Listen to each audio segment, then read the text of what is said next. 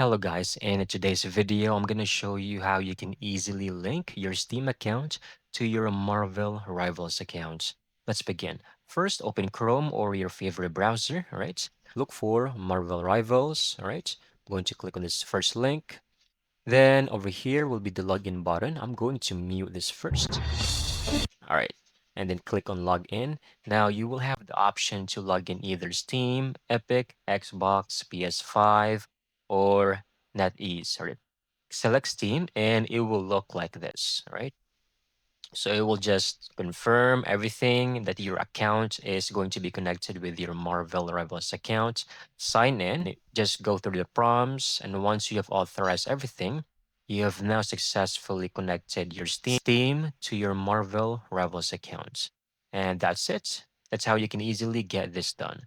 Thank you so much for watching. I hope you found this video very helpful.